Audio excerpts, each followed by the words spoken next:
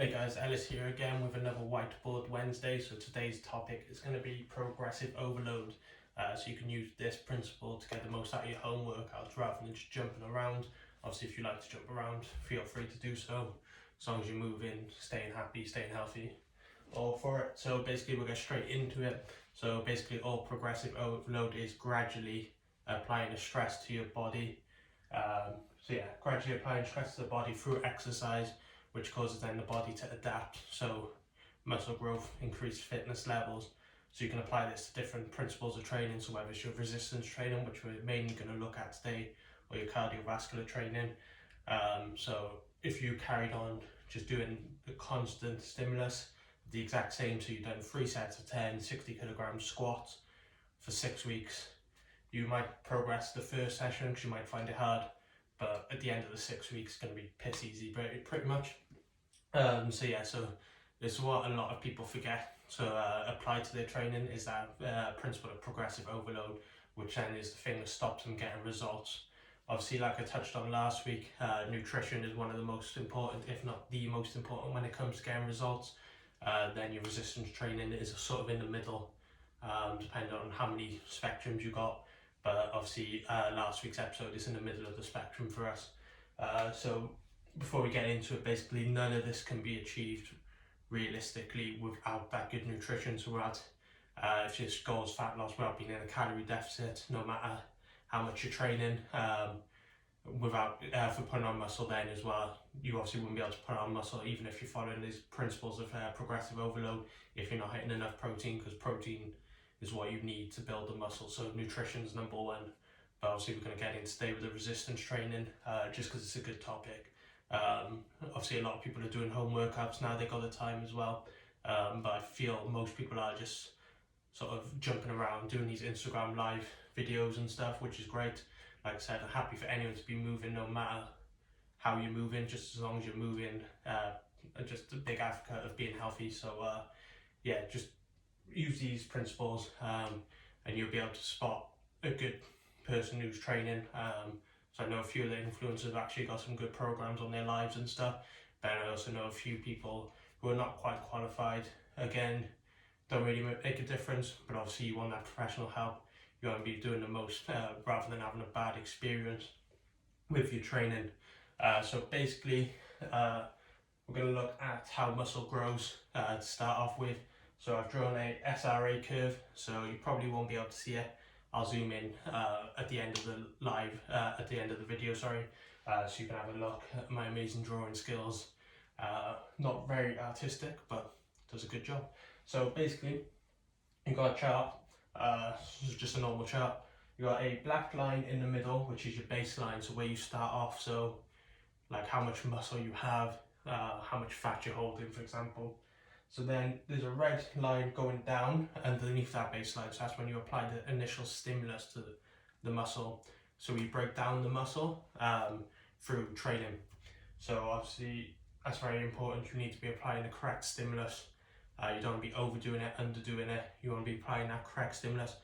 Too little or too much can cause you progress harm. So then once you've applied that stimulus, then your recovery comes in. So your recovery takes your body and makes it obviously recover. So you go back up to the baseline. So things which will aid recovery will be things like sleep, nutrition, recovery protocols. So things like ice baths, heat treatment, stuff like that if you want to get fancy. But just keep it nice and simple. Sleep, stress, and nutrition are your main factors that are going to influence your recovery.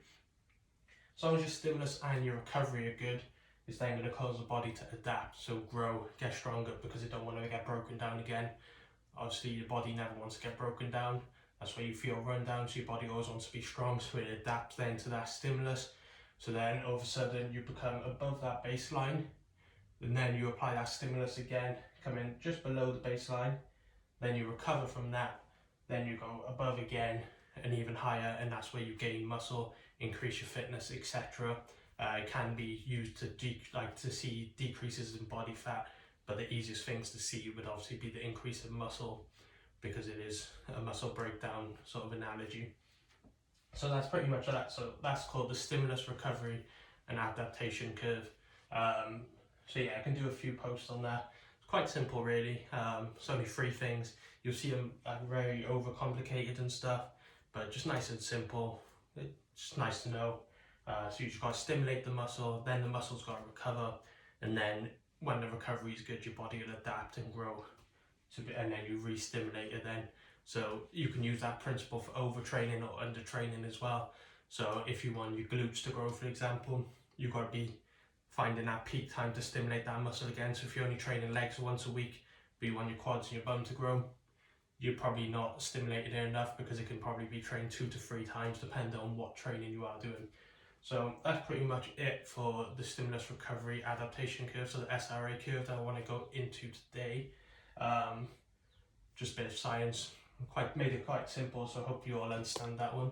So we're going to go on to the subject of progressive overload now. So like I said, progressive overload is gradually, so not just going to the extreme, but gradually applying stress to the body through exercise, causing the body to adapt. So like I said earlier, you don't want to overstimulate the muscle by, I don't know, session 1 you're doing 3 sets of 10 60 kilogram squat. You're like, oh, that's piss easy, let's go fucking stick 100 kilograms on the bar and do 3 sets of 10, like do 65, 70. Obviously just make it small gradual increases rather than large ones. Obviously if you start with 20 kilograms on the bar and you're like, well, I'm 95 kilograms at the moment, 20 kilogram bar is going to be pretty easy for me to squat 10 reps, so I could probably jump straight up to 50. It's obviously a big jump, but if you're looking at the bigger numbers and stuff, make sure there's small increases rather than large increases. So I've got down 8 different ways you can progress your workouts. So I've got 3 sessions written out for each way, so you can see the progression. So I'll walk you through them one by one. So number 1 is the load you're using. Obviously home workouts, this can be hard. Lack of equipment, lack of finances to buy equipment can prove pretty difficult. Like I've only got 2 6s, 2 8s, 16 and a 20 kilogram kettlebell, sorry, and I got a few resistance bands. Like 20 kilogram kettlebell to squats, nothing. So I might struggle to increase the load. Obviously I can use resistance bands and stuff, but if we're just looking at pure weights on the kettlebell, it's hard to increase. So obviously this one's more for the gym, or if you've got more equipment available to you. So a good example would be session 1, you do 3 sets of 10 60 kilogram squats, which means you're lifting a total of 1,800 kilograms. Then session 2, then you do 3 sets of 10 squats at 65 kilograms. You've now increased to a total of 1,950 kilograms for that squat session. And then session 3, then 3 sets 10 at 70 kilograms. You've now lifted 2,100 kilograms. So the total tonnage in that session for your squats have now increased gradually. So then obviously you can progress because you're making it harder for your body. Obviously you want to make sure you're taking good bits of recovery between these sessions. You're not going Monday, you're going to hit 60 kilograms off, Tuesday 65, leave about 2-3 days, obviously depending on the exercise. Method number 2 then is sets. So again, quite a simple one, so keeping it quite simple to start with. Easy way to do it. So session 1, 3 sets 10, you're hitting a total of 30 reps. So again, we just stick with our 60 kilogram squat. So you've done 30 reps at 60 kilograms. Easy. Then, so session 2 then, then you add an extra set. So you do 4 sets 10, which means you do 40 reps, still at that 60 kilograms for your squats, but then your total tonnage for your squat session is now increased, making it harder, which is great. Session 3 then, you just do 5 sets 10, so 50 reps, 60 kilograms again. Same principle as the session 1 to 2, just increase that total tonnage, so then it makes it harder, it applies that extra stimulus to the body, then meaning your body needs to adapt, providing the correct nutrients as well from your diet. So method number 3 then would be your reps. So again, we're going to stick with our 60 kilogram squats for more. So session 1 you do 3 sets of 10, so a total of 30 reps. Then session 2 then you add 2 reps per set, so you're now at 3 sets of 12. So increasing your total of reps to 36 reps. So again, increasing your total reps and increasing the total tonnage compared to session 1. Then session 3, then you can go up to 3 sets of 15, so add an extra 3 reps compared to session 2. So moving up to 45 reps, again increasing the amount of reps performed for that given exercise, so that's progression, and increasing the total tonnage. Number 4 then, sorry, is range of motion, or ROM, which call it ROM just because it's nice and simple. So the range of motion that your body is putting through, so how much you're moving. So obviously you've got things like a quarter squat, parallel squat, and arse to grass squat. From here we're going to go for the example, just on board the squats now, is going to go from a deadlift. So let's say session 1, you're going to deadlift with a bar raised on 3-inch blocks. So slightly shorter range of motion. Then you find that okay, so you're ready to progress then. So session 2, you now deadlift from the floor. So it's an extra 3 inches of range of motion. Then again, you find that easy, so then you can progress. So let's say this is session 5 or 6 after deadlifting from the floor. You're like, right, boom, ready to progress now. So all of a sudden you do a deficit deadlift. So you stand on a plate, so let's say if we go with 3 inches again, now you've raised yourself up 3 inches off the ground. So you now got to go into a further range of motion, increasing the tension on the muscles, probably indirectly increasing the time under tension on the muscles as well. But obviously the main aim on that one is to increase the range of motion. So again, you can apply that to various exercises. So sideline hip abductions, you can do them off the bench to allow your leg to drop down into that further eccentric range. From floor press, you've got bench press you can go into, you've got dumbbell press, stuff like that. You can just play around with it. Lever length at number 5 then. So I've done a few videos on my Instagram workouts where I've been doing like side planks on my forearm and on my knee. So I'm shortening that range of motion, lever length, sorry. So that would be session 1 because it's the shortest lever length. When you feel ready to progress that then and make it a little bit more challenging because you've nailed 30 seconds on it, then all of a sudden you could move on to the forearm and ankle. So you've now increased the lever length, meaning you have more body weight behind you. Then session 3, or your next progression, would be on your hand and on your ankle. So again, you've got an even greater lever length, meaning more weight to challenge the body. So you can do that things with like box press ups, stuff like that. When you're doing single leg glute bridges, whether you have your knee bent or your leg straight, just to make it a little bit more challenging. So yeah, it's another great way to progress or regress your exercises. Remember, you can do this, you can switch them around to make them either more challenging because you feel like you're ready to progress, or if someone's put a more challenging variation, so they've got plyometric press ups on there, all of a sudden you can obviously use these principles to regress and make it easier, so then you can then go on to progress in the future. Number 6 then, I got bilateral to unilateral. So basically that's just fancy words from going 2 legs to 1 leg, 2 arms to 1 arm. We're going to go with a hip thrust on this one. I like doing these ones with my clients. So session 1 you go through a double leg hip thrust, so coming up. Then all of a sudden then session 2 you're finding that quite easy. You've used all the weights you've got available, so you stagger your stance, so bias to one leg more than the other. Then you can move on then to a single leg hip thrust then, which is obviously the more difficult out of the 3. You can then obviously regress them, like I said, the other way around. So if someone's program, they've written you've got a single leg hip thrust, you find it too hard, can't get the balance, you haven't got the range of motion, go to a staggered stance hip thrust, go through the reps, use all the other methods before you then progress onto a single leg. So yeah, again, you can do that with a lot of exercises. So if you're finding bodyweight squats too easy, can you go on to a pistol squat, etc. Number 7 then is tempo. So one of my favorite methods of progressing these home workouts. Can get quite tedious, unfortunately, just because it means everything's slow.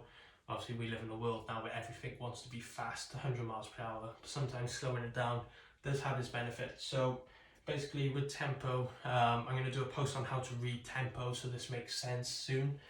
So for session 1 you got 3, 2, XO. So let's go back to our squat. Just means 3 seconds on the eccentric, so the way down. You're going to do a 2-second hold, explode up, straight back into your next one. So that means there's about 5 to 6 seconds worth of tension on the muscles following that sort of range. Then you've got session 2 then, you've gone on to 4, 2, XO, so 4 seconds down, 2-second pause. So now you've got about 6 or 7 seconds time under tension, or TUT. So then you've progressed because your now muscles are under more tension than they were in the first session. Then session 3, you got 5-5-XO. So all of a sudden you've gone 5 seconds down, 5 seconds pause, exploding. That means about 10 to 11 seconds worth of tension on the muscles.